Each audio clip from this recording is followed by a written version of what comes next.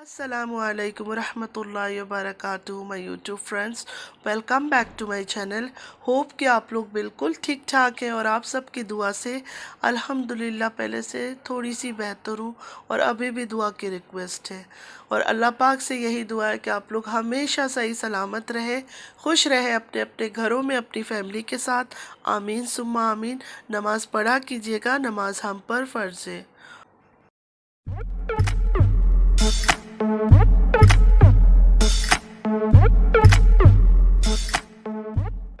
सबसे पहले मैं बाबर से बात करूंगी कि बाबर, बड़ा जल्दी तुम्हें ख्याल आया सर पे दुपट्टा डालने का। इससे पहले तुम्हारी बहन को कभी तुमने बोला, कभी समझाया कि सर पे दुपट्टा डालना चाहिए? क्योंकि दुपट्टा डालना, पर्दे में रहना, तमीज़ से बैठ के बातें करना, उछल कूद नहीं करना, ये सब पहले से ट्रेनिंग दिया जाता है। ये तो नहीं कि एक इंसान को तुम आज़ाद छोड़ दो नाचने के लिए, अचानक एक दिन आके किसी की लाइव में बैठी हुई बात कर रही है देखो। हालांकि दुपट्टा पूरा उसने ओढ़ा हुआ था जिस्म में, ऐसा नहीं था कि दुपट्टा नहीं था उसके ऊपर, था दुपट्टा, सिर्फ सर पे नहीं डाला था।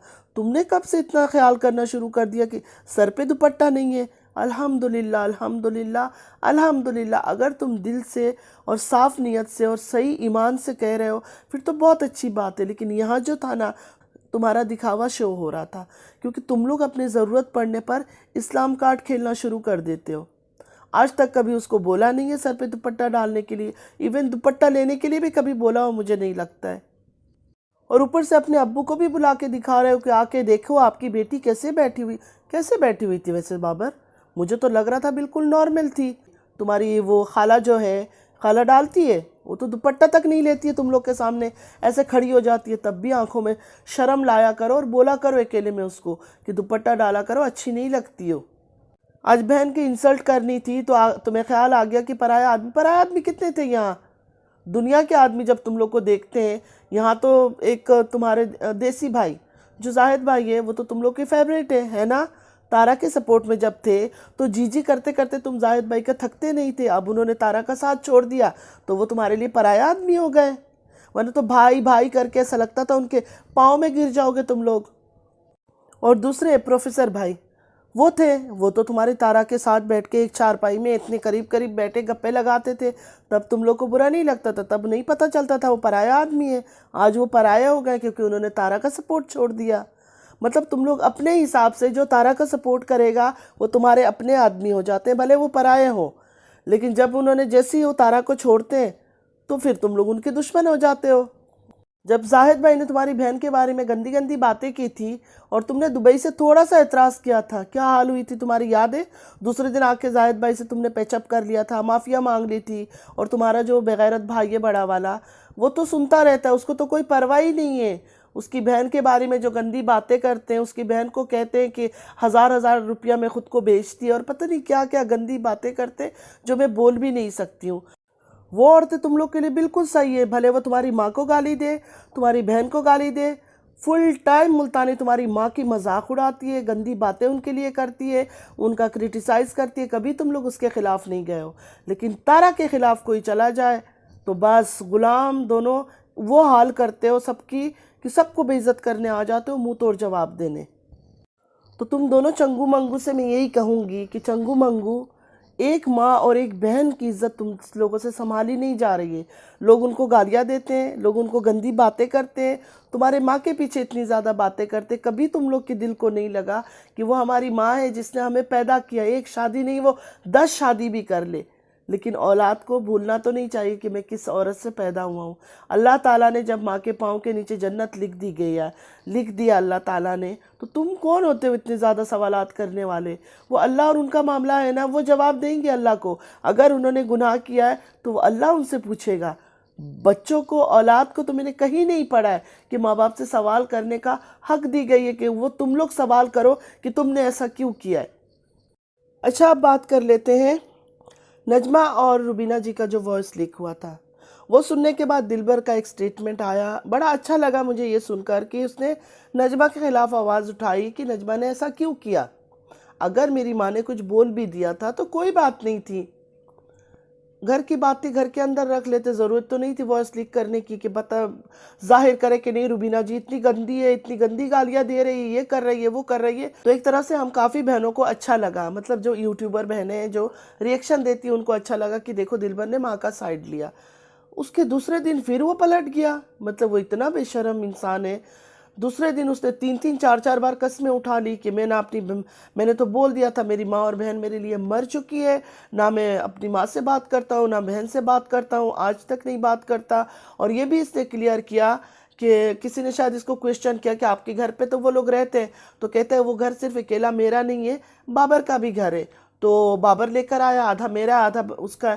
मतलब इसने सच में दिखाया कि मेरा तो बिल्कुल कनेक्शन है ही नहीं अपनी माँ के साथ। मतलब सिर्फ और सिर्फ व्यूअर्स को खुश करने के लिए और इसके सब्सक्राइबर ख़त्म ना हो जाए, जो सितारा के सपोर्टर है इसको छोड़ ना दे, इसने अपनी माँ से रिश्ते ख़त्म कर ली, बहन से रिश्ते ख़त्म कर लिया, वरना उन दोनों में से ऐसा किसी ने कुछ नहीं किया जिसकी वजह से कोई भाई या बेटा रिश्ता तोड़ दे उनके साथ। मतलब तारा के बारे में बात करो तो दोनों भाइयों से बर्दाश्त नहीं होता है, लेकिन इनकी माँ बहनों को बेइज्जत करो, गंदगी करो, बहन के कपड़े उतारो, कोई परवाह नहीं है, करते जाओ करते जाओ, हम साथ देंगे उन्हीं लोगों का जो मेरी बहन के कपड़े उतार रहे हैं, हर चीज़। लेकिन जब मेरे बहन के सपोर्ट में कोई बोलेगा हम उसके खिलाफ हो जाएंगे, जब हमारी माँ के सपोर्ट में कोई बात करेगा हम उसके खिलाफ हो जाएंगे, लेकिन तारा के खिलाफ नहीं हो सकते। क्योंकि इन दो बेशर्मों की बातें आप लोग सुना करो, जब भी ये बात करते हैं हम तारा के साथ थे, हम तारा के साथ हैं, हम तारा के साथ रहेंगे, ये इनकी डायलॉग है। तो बेशर्मो, तुम लोगों से मैं ये पूछना चाहती हूँ, जो तुम्हारी माँ और बहन है वो किससे मदद मांगे, किससे सहारा ले? जो उनके सपोर्ट में बात करता है तुम उसके खिलाफ बातें करने आ जाते हो। नदीम भाई ने साथ दिया, तुम नदीम भाई के दुश्मन बन गए। अब जाहिद भाई अगर नैना का साथ दे रहे हैं, नैना के सपोर्ट में दो बातें कर रहे हैं, तो तुम लोग को वो भी जहर लग रहा है। तब तुम बेगैरतों को ये समझ नहीं आ रहा है कि गैरत नहीं है, हमारी गैरत मर चुकी है कि हमारी जवान बहन को लोग गंदी बातें कर रहे हैं, तो कोई माँ को गलत बातें कर रहे हैं। कोई बात नहीं, तुम लोग कहते हो हम तारा के साथ हैं, तारा के साथ रहेंगे, तारा के साथ मरेंगे, तारा के साथ जिएंगे, ये तुम लोग की बकवास है। ये जो तुम लोग की ये गंदी चीप रेटेड डायलॉग्स है ना, ये तुम लोग की तरह के लोगों को ही पसंद है, वही तुम लोग को शाबाशी देंगे, हम जैसे लोगों को पसंद नहीं है। और माँ के पाँव के नीचे तो जन्नत है, माँ को नाराज़ करके खाला को खुश करके तुम लोग जन्नत चले जाओगे। ये तुम लोग की गलतफहमी नहीं है, तुम लोग को जन्नत की ख्वाहिश ही नहीं है, तुम लोग को इसी दुनिया में चाहिए सब कुछ। तो अल्लाह तुम लोग को इसी दुनिया में पैसा दे रहा है, लेकिन आखिरत में तुम लोग के हाथ में कुछ नहीं आएगा। अच्छा, अब बात करते हैं रुबीना जी के बारे में। रुबीना जी जब अपने माँ से मिलने के लिए गई तारा के घर, हम सब ने देखा उनकी माँ का बिहेवियर कितना अजीब सा था। मतलब लग नहीं रहा था कि एक माँ अपनी बेटी से मिल रही है, हालांकि पहली बच्ची थी उनकी। बहुत ही उन्होंने रूडली बिहेव किया उसके साथ, मतलब एक तरीके से बात भी नहीं की, कुछ भी नहीं। जब रुबीना जी ने कहा कि मैं चलती हूँ, इतना तक नहीं कहा कि थोड़ी देर और बैठ जा, बस सर ही हिलाती रही जैसे जानती नहीं हो, पहचानती नहीं हो। हालांकि वो बेचारी भाग के गई अपनी माँ से मिलने के बाद। चलो, सबने देखा। उसके बाद नैना आई, आके नैना मिलने के लिए गई। जब नैना मिलने के लिए गई उसको अंदर जाने नहीं दिया। पहले फारूक भाई आए, उन्होंने कहा नहीं जा सकती हो। फिर वो चाचू जो आए, जो इतने बुढ़े ज़ईफ़ इंसान है, लेकिन उनका ज़बान भी इतना चलता है, उन्होंने आके क्या बोला, नहीं मतलब बहुत ही इंसल्टिंग वे से उससे बात की, बहुत ही रूडली बात किया उसने। वो रो धोकर घर आ गई। तो रुबीना जी जब उस घर में मिलने गई थी अपनी अम्मी से, तो आप सब ने देखा होगा कि तारा सामने तक नहीं आई, उनसे किसी ने बात नहीं किया, कोई बात करना ही नहीं चाहता था। इवन जो माँ से मिलने गई थी, उस माँ का बिहेवियर आप लोगों ने देखा होगा, हर चीज़ उन्होंने बर्दाश्त किया। रुबीना जी ने कोई कंप्लेन नहीं किया, कुछ नहीं बोला कि हाँ खुश थी क्या मैं माँ से मिलकर आई हूँ। लेकिन अपनी बेटी को जब इस तरह उन्होंने रोता धोता देखा, कौन माँ बर्दाश्त करेगी? जो भी यहाँ माएँ हैं उनको इस बात का एहसास होना चाहिए ना कि अगर आप लोग पर खुद पर कुछ भी तकलीफ़ आ जाए आप लोग बर्दाश्त कर लोगे। बच्चे किसी वजह से रोए या किसी की वजह से रोए तो क्या आप लोगों से बर्दाश्त होगा? नहीं होगा। तो गुस्से में अगर उन्होंने 2 गालियाँ निकाल ली, भले साजिद को निकाला है चाहे सितारा को निकाली है, तो इसमें इतनी बड़ी कौन सी बात हो गई है? गालियाँ तो ये लोग देते रहते हैं, ये तो आम सी बात है। याद है आप लोगों को, खुशी में भी ये लोग गाली देते हैं। जब वो दिलबर ने अपनी बीवी को खाना खाते हुए, उसने खाना मांगा था, उसके बदले इसने कितनी बड़ी गंदी गाली निकाली थी। तो ये गाली इनके लिए तो छोटी छोटी बातें हैं। तो इतना ज़्यादा इसमें एतराज़ करने की क्या ज़रूरत है। फ्रेंड, मेरा गला बहुत सूख रहा है, मैं थोड़ी सी आज बात करूँगी, ज़्यादा बात नहीं हो रहा है। बहुत सारी बातें करनी थी आप लोगों से इनके बारे में, लेकिन बस गला मेरा साथ नहीं दे रहा है। नजमा बहुत तेज़ है, बहुत शातिर औरत है, पता है हम सबको, लेकिन इस टाइम पे जो इसने रिकॉर्ड किया था वो रिकॉर्ड इसने 100% तारा को सुनाई होगी। तारा को उसने रिकॉर्डिंग सुनाई होगी और तारा ने उसको सुनकर कहा होगा कि लोगों में बांट दो, इसको लीक करो इस वॉइस को, तब जाकर उसने किया। क्योंकि इस टाइम पे वो कुछ नहीं करेगी नजमा, क्योंकि उसको पता है हालात सही नहीं है, हालात बहुत बिगड़े हुए हैं। इस टाइम पे वो कोई स्टेप नहीं लेगी बिना पूछे तारा को, क्योंकि अभी उसको टोटली तारा के गुड बुक्स में आना है, तो वो कुछ नहीं करेगी। तारा की परमिशन से ये सब कुछ हो रहा है। ये वॉइस लीक जो आउट हुआ है बाहर, ये तारा के कहने पर ही हुआ है। और अब बात करते हैं सऊदीया जाने पर।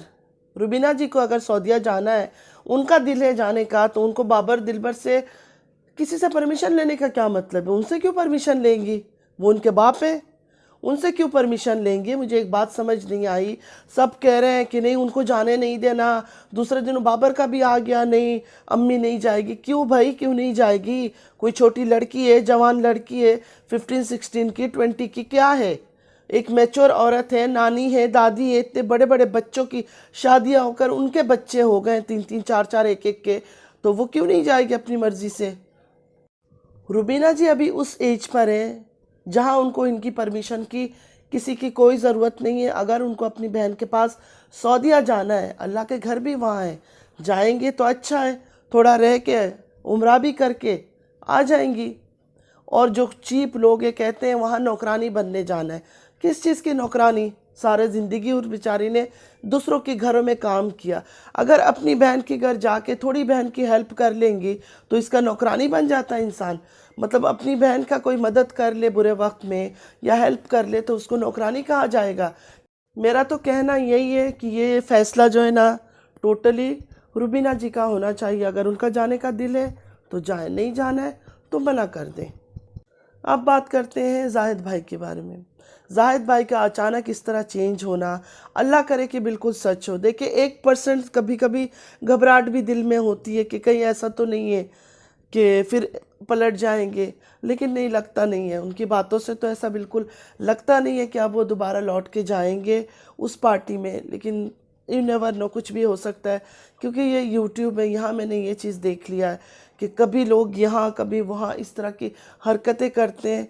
तो आई होप कि जाहिद भाई इस तरह का ना निकले। बहुत बड़ा जीत है सलमा का कि जाहिद भाई भी अगर उनके सपोर्ट में आ खड़े हुए, क्योंकि सबसे पहले तो प्रोफेसर भाई थे, सितारा का बहुत बड़े सपोर्टर थे, वो हट गए। अच्छा, उसके बाद बेबू जी हट गई, तो धीरे धीरे जो स्ट्रॉन्ग सपोर्टर थे वो सारे तारा से हटते जा रहे हैं। मतलब तारा का काउंटडाउन स्टार्ट हो गया। जब कश्मीर से आई थी विलेज, और विलेज में आके वो ड्रामा खेला था ना इसने बच्चे वाला, तब मैंने कहा था कि अब अपना काउंटडाउन जो है ना स्टार्ट कर दो, गिनती, उल्टी गिनती अपनी स्टार्ट कर दो, तुम्हारा बुरा वक्त स्टार्ट है। और बातें मुझे करनी थी आप लोगों से, इजाज़ शाह के बारे में बातें करनी थी, वो सऊदी वाली जो बहन आ गई है पाकिस्तान में तारा की, उनके बारे में बातें करना था, और भी काफ़ी लोगों की बातें थी। लेकिन तबीयत बिल्कुल अभी मेरा साथ नहीं दे रहा है। ये भी मैंने सिर्फ़ और सिर्फ आप लोगों के प्यार में ज़बरदस्ती बैठ के मैंने ये रिकॉर्डिंग की है। अगर कल तबीयत सही रही इंशाल्लाह फिर और बातें करूँगी, नहीं तो फिर मैं बिल्कुल तबीयत ठीक हो जाएगा फिर ही रिकॉर्डिंग करूँगी। तो प्लीज़ लाइक, सब्सक्राइब और शेयर ज़रूर कीजिएगा। और चैनल पे जो भी न्यू आ रहे हैं, आप सबसे भी रिक्वेस्ट है कि चैनल को लाइक, सब्सक्राइब और शेयर कीजिए। अभी इतने दिन में मैंने वीडियो अपलोड नहीं किया, एक सिंगल सब्सक्राइबर भी मेरा नहीं बढ़ा। तो प्लीज़ अगर मैं ना भी रहूँ, कुछ दिन अगर नहीं भी आ पाऊँ, तो आप लोग कम से कम मेरे चैनल को शेयर तो करते रहें, लाइक सब्सक्राइब भी करते रहें, दोस्तों में, फ्रेंड्स, फैमिली में बताते रहें। कुछ बहुत बड़ा एक टेंशन की बात मैंने कल सुना है, तो मैं आप सबसे, मतलब मैं नहीं बता रही हूँ, डिटेल्स में नहीं जा रही हूँ क्या, किस लिए, कौन सी बात। बस मैं दुआ की रिक्वेस्ट करती हूँ आप सबसे कि दुआ कीजिएगा कि कोई मसला ना हो। जो भी प्रॉब्लम्स की बात सुनाई दी, अल्लाह करे अल्लाह वो चीज़ हो ही ना ऐसा। बस डिटेल्स में मैं नहीं जा रही हूँ, सिंपैथी कार्ड मुझे नहीं खेलना, कोई ऐसी बातें नहीं करनी है, ना रोना धोना है मुझे इस जगह पर। बस दुआ की रिक्वेस्ट कर रहे हैं, दुआ के लिए तो हम किसी को भी कह सकते हैं। तो मेरे सारे फ्रेंड्स, जो भी व्यूवर्स है, जो भी यूट्यूब फैमिली मुझे देख रहा है, आप सबसे रिक्वेस्ट है कि मेरे हक़ में थोड़ी सी दुआ ज़रूर कर दीजिएगा। बस कुछ बातें अल्लाह तक रहे तो बेहतर है, क्योंकि कहते हैं ना कि अल्लाह से मांगना चाहिए, तो अल्लाह से ही मांग रही हूँ कि अल्लाह सारे मुश्किलात दूर कर दे। जो भी सुनाई दिया वो सब चीज़ें ऐसा ना हो, हर चीज़ सही हो जाए। बस आप लोगों से दुआ की रिक्वेस्ट है कि मेरे हक़ में दुआ ज़रूर कीजिएगा। मेरी तबीयत के लिए भी दुआ कीजिएगा कि तबीयत आजकल बिल्कुल सही नहीं रह रही है, लास्ट कुछ टाइम से ही नहीं सही रह रहा है। बातें बहुत सारी आप लोगों से करनी थी, लेकिन तबीयत बिल्कुल साथ नहीं दे रही है, इस वजह से मैं नहीं कर पाई हूँ। यहाँ भी ब्रेक ले लेके मैंने इतना सा रिकॉर्डिंग किया है। तो आई होप कि आप लोगों को अच्छा लगा होगा, और अगर अच्छा लगा है तो लाइक सब्सक्राइब शेयर आप लोगों ने ज़रूर करना है। चैनल पे जो भी न्यू आ रहे हैं आप लोगों ने भी करना है, और कमेंट्स भी ज़रूर कीजिएगा। आप लोगों का हर कमेंट्स का मैं कोशिश करती हूँ रिप्लाई करूँ, लेकिन तबीयत ख़राब की वजह से मेरे से कुछ लेट हो रहा है, कुछ कर रही हूँ, इस तरह का हो रहा है। तो प्लीज़ थोड़ा सा अंडरस्टैंड कीजिएगा। जाते जाते बस यही कहूँगी कि नमाज़ हम पर फ़र्ज़ है, ज़रूर नमाज़ पढ़िए। कितनी भी तबीयत ख़राब हो, कुछ भी हो, कोई भी काम हो, कुछ हो, नमाज के लिए इतना सा टाइम ज़रूर निकालिएगा। 5 वक्त का नमाज हम पर फ़र्ज़ है, तो ज़रूर आप लोगों ने पढ़ना है। और उन नमाज़ों में मुझे भी अपनी दुआओं में ज़रूर याद रखिएगा। मैं हमेशा आप लोगों को अपनी दुआओं में याद रखती हूँ। चलती हूँ, दुआ लगी रही, फिर मुलाकात होगी। अल्लाह हाफिज़।